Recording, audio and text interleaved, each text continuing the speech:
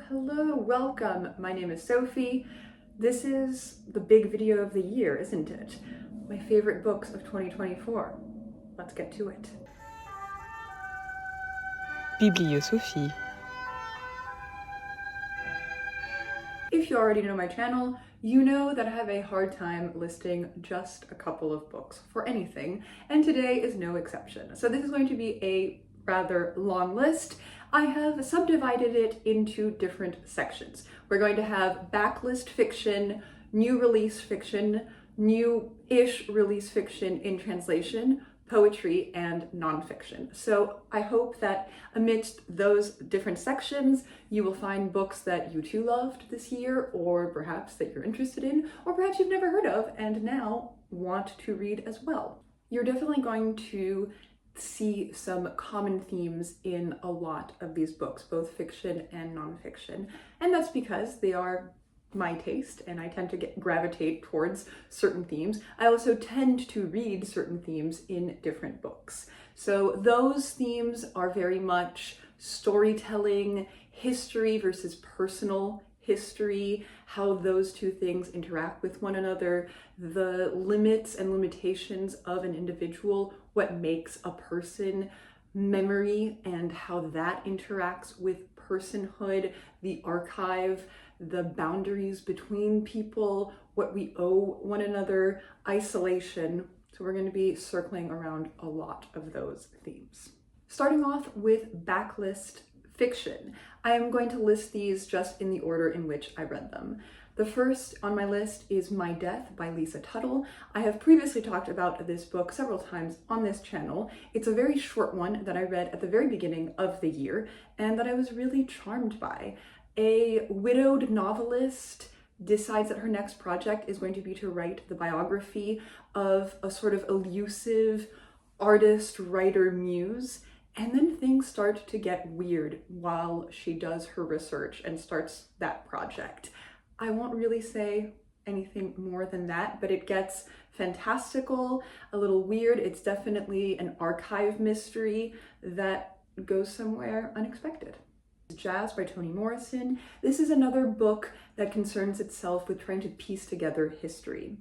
We start in 1920s Harlem, where Violet's husband has just shot his much younger lover. And Violet becomes very obsessed with trying to figure out who this young woman was, kind of what has happened, piece together a sort of through line, make sense of her own life, her husband's life, this young woman's life. And in the process, we also go back in time outside of New York to the family histories of multiple characters involved in this storyline. This is very much about the connection between people, the mysteries behind who they are and their relationships and how that has repercussions. Moi qui n'ai pas connu les hommes by Jacqueline Harpman, or in English, I Who Have Never Known Men.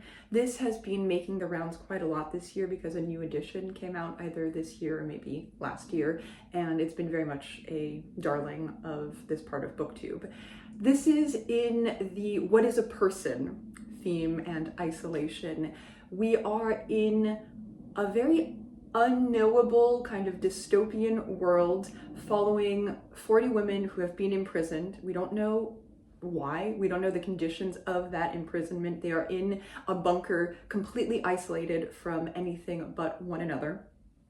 And then something happens. All of a sudden, the door opens and they are in the outside world again. And we follow their adventure, and especially the youngest member of their group, who was born after a time of the bunker. So she has never known anything but the reality of the bunker and just these few women. So what has that caused her to become? For good measure, I'm going to add another Jacqueline Harpman to the list, Orlanda, which is also translated into English with the same title.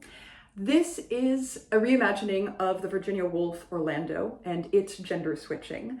In Orlanda, we follow a 35-year-old professor, very well established, very bourgeois. She has a partner, she has a very well drawn out life.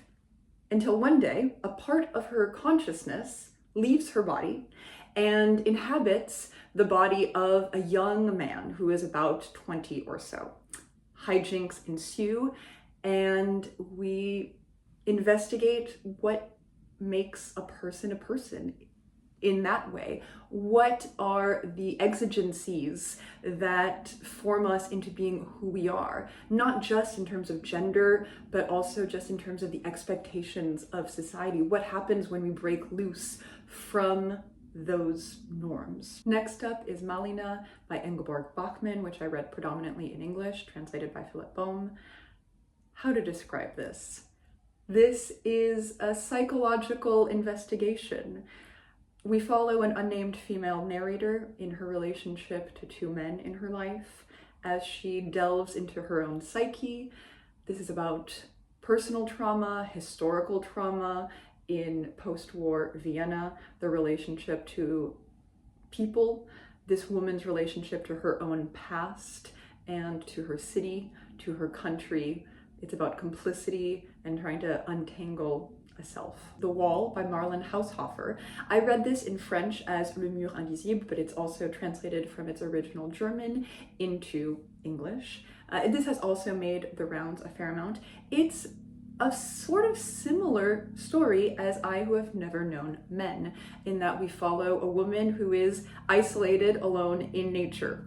In this case, an invisible wall has come down suddenly without any explanation and completely isolated her in the wilderness, semi-wilderness, I should say, from the rest of the world. And she needs to survive and think about who she is, what she is. It's a slow-paced, long book. It's a slow burn that I think a lot of people have found boring, but if it works for you, it's a wonderful exploration of, again, what it means to be human. Next up is the Book of Disquiet, or as I read it in French, Le Livre de l'Intranquillité by Fernando Pessoa. This is arguably fiction. Is this fiction? Is this nonfiction? This is Pessoa's factless autobiography. It is a posthumously assembled array of short writings. They are something between philosophical musings, essays on art,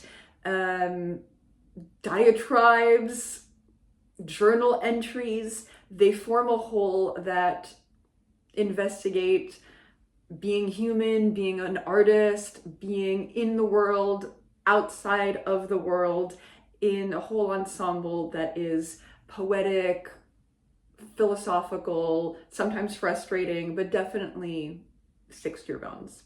The Last Samurai by Helen DeWitt. This follows a mother and her exceptional son. It's a very bizarre story in many ways. DeWitt's style is wry and a little bit off. Her characters don't seem ever quite real in terms of who they are and how they interact with one another in a way that really works for me. First, we follow mostly this mother, and then we kind of transition into more of her son's point of view. And it is a very fantastical story of making connections with people, trying to change people's lives, trying to have a fundamental effect on people's lives, and trying to create your own life, trying to survive the kind of crushing realness of the world. Let's move on to fiction new releases. First up is Martyr by Kaveh Akbar. I read this at the beginning of the year and it has stuck with me since. You've heard me talk about it multiple times on this channel, so sorry for the redundancies, but when I read it, I figured it might well be one of my favorite reads of the year, and it has remained so. This is following mostly Cyrus, who is an orphaned and very lost young man. He has no directionality, he has very little sense of his own self, and he's trying to grapple with the meaningless of his own life, the meaningless of his mother's accidental death when he was very, very young, and his lack of family history. he becomes really obsessed with martyrs and starts a project around that. He meets a dying artist, and all of that comes into this imbroglio of trying to figure out who he is, who other people are. We have some shifts of point of view, and it forms a really wonderful tapestry of loss and grief and being and survival, and the survival that is based on trying to find a legacy and trying to outdo a legacy. All Fours by Miranda July. We follow a Miranda July-esque middle-aged woman in crisis. She is perimenopausal. She is looking for something new in her life. She all of a sudden decides to live in a motel room for a month and kind of turns her life upside down. This is a really interesting and fundamentally optimistic investigation of feeling stuck, needing a new chapter, what it means to be a woman aging, sexuality, artistic impulse that surprised me. I did not think I would like this book as much as I did, but it really worked for me. Next up is Liars by Sarah Manguso. This is a book that I'm honestly surprised to put on this list.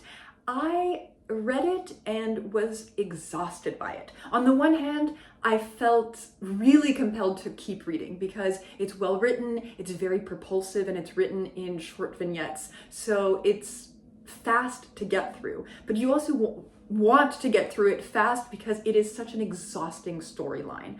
It's simple. We are following a woman who is in a bad relationship to a man in young adulthood, and then as they mature and have a child. He is just constantly belittling her, taking from her, and she can't expand. So it's just a very, very narrow sort of domestic, almost cliched story that I found absolutely exhausting to read, but ultimately cathartic.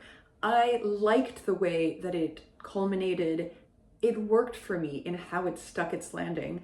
And so I don't know if it's one of the best books of 2024 in my opinion, but it is a book that definitely stuck with me and that I recommend to you.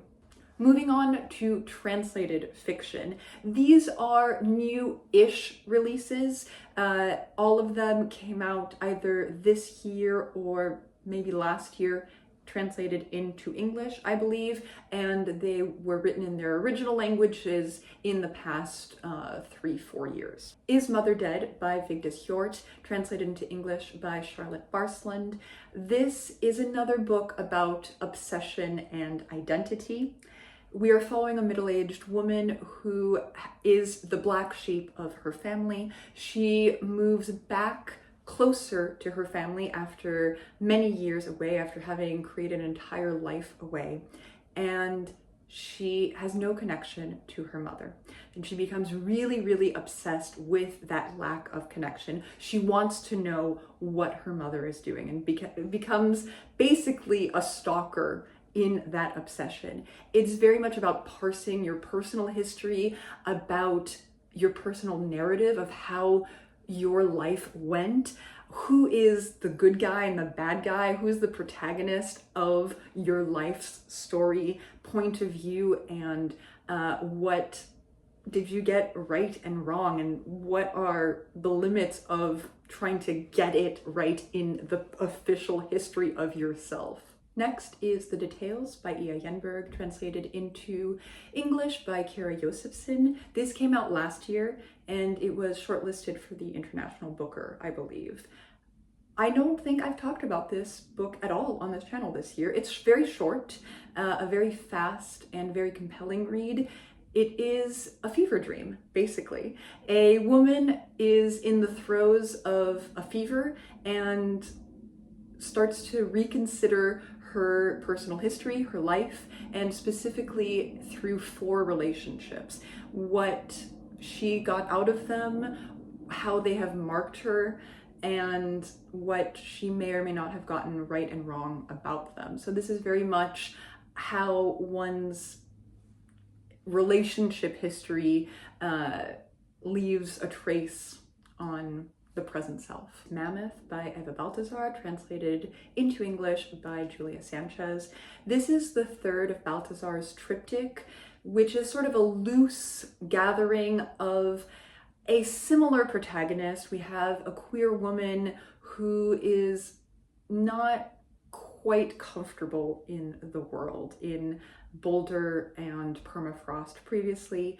In Mammoth, this woman moves to the isolated countryside, and it's a story of survival, of what it means to be human and what it means to be animal, what it means to fight, of isolation, of connection, and motherhood. And speaking of motherhood, next up on the list is My Work by Olga Rowan, translated into English by Sophia Hersey-Smith, and Jennifer Russell. This is another book that a little bit surprised me because I didn't enjoy reading all parts of it. It incorporates a lot of different forms. It is partially very metafictional, and it is part poetry, part letters, part essays, part more straight ahead kind of fiction, almost short story vignettes, all sorts of written forms that come together in a patchwork to investigate what it means to be a mother, the difficulties of just postpartum, trying to work, trying to achieve things when you are a writer. So the work of motherhood and the work of writing, of creating, and how they do and do not, often do not, mix successfully. It is very much an auto-fictional piece, and ultimately it came together very nicely for me. And finally, The Impusium by Olga Tokarczuk, translated by Antonia Lloyd-Jones. This is a late entrant into the Best of 2024 list because I just finished it a couple of days ago. This is Tokarczuk's reimagining of Thomas Mann's The Magic Mountain. She has set her story in exactly the same geographical location at a sanatorium at the same time period, just before the First World War, and follows the same basic premise. Also, a young engineer who goes to the sanatorium and is kind of stuck there and meets his fellow inmates of sorts, the other patients of the sanatorium, who get into all of these far-flung philosophical discussions about culture and society, politics, how the world ought to be. Tokarczuk uses this as the basis for her own story, in which she adds women, quite frankly. She uses this as an exploration of misogyny. She goes into a kind of horror theme by adding kind of witchy elements and kind of primal nature horror stories. And it fundamentally ends up being a very cathartic story. It's a messy story, both in terms of the happenings of it, but I think also as a novel form. It's imperfect, but ultimately very, very satisfying. It is a very interesting kind of feminist revenge story. Moving on to poetry. First up is Dictée by Teresa Ha-Kyung Cha. This is another book that I've mentioned several times on the channel. I absolutely loved it. I'm putting it in poetry because I think that's where it most belongs, but it's also very much genre defying. It's part collage, it's memoir, it is partly in more poetic form, partly more in prose. It involves a lot of historical archive documents and photographs. It is about Cha herself, her life. It is about her mother's life. It is about other women's lives as they struggle through immigration, through the demands of nations put upon them. It's really a singular deeply affecting, deeply personal and political work. Information Desk by Robin Schiff. This has as its subtitle an epic, and that's very appropriate. It's a book-length poem, a relatively long book-length poem, in fact, over 100 pages in 3 parts, and also very much in its scope. It's based around the information desk of the Metropolitan Museum of Art, where Schiff used to work. And from that basis, it's an exploration of memory, of art, of material, of history, how all of those interact with one another on a larger political scale, but also on a personal scale for Schiff herself. And finally, Stay Illusion by Lucy Brock-Broido. I read this collection last month and I fell in love with the language of it. A lot of the poetry deals with themes of death and especially mourning. This is a grieving collection, but it's also very ecstatic and concerned with life, especially through nature imagery. It's at once very intimate and personal, but also very Baroque, very elusive, and very magical. And finally, nonfiction. First up is Art Monsters, Unruly Bodies in Art by Lauren Elkin. I've also talked about this several times on the channel this year. This is Elkin's exploration of feminist art in art history, and especially specifically the role of the female body in art and in feminist art, how feminist artists use female bodies, how the female body has traditionally been depicted and seen and objectified in art history, and how a lot of feminist art reclaims the feminist, or the female body, excuse me, and the feminist body, how to make a body of work, how the material of the body and the material of art interact. Say Nothing, A True Story of Murder and Memory in Northern Ireland by Patrick Radden Keefe is a book that has been much praised in many places, and it deserves that praise. This is his history of the Troubles in Northern Ireland, but more than being just a good history of the Troubles, which is a fascinating history unto itself, what I really enjoyed about the book is that it is very much about the act of making history. What is the oral history and the written history and the folk history that goes into making official history? What are the biases, what are the complicities, and what are the complexities of saying the facts of something? Ordinary Notes by Christina Sharp is a collection of 248 notes about Black life in the United States. And these notes take all sorts of different shapes.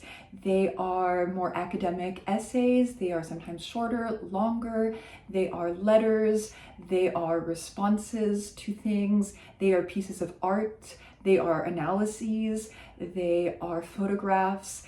Some of them are very, very personal, about Christina Sharp's own life, about her family history. Some of them are larger and more overtly political, and they all come together in this singular collection, this collage, again, I'm using this word, about what the Black experience in the United States can be. Prairie Dresses Art Other by Daniel Dutton is another book that I can definitely describe as a collage, and it's another book that defies genre. Part of it is nonfiction, part of it is fiction. Prairie is a series of loosely connected short stories that all have to do with the prairie. But then it's a collection of dresses in literature. It's a series of essays on art and literature. It's a one-act play. It's all sorts of different things that I found really, really interesting. And finally, Still Life with Oysters and Lemon by Mark Doty is an exploration of human memory and objects that we hold dear. It is partially an analysis of art and our interaction with art.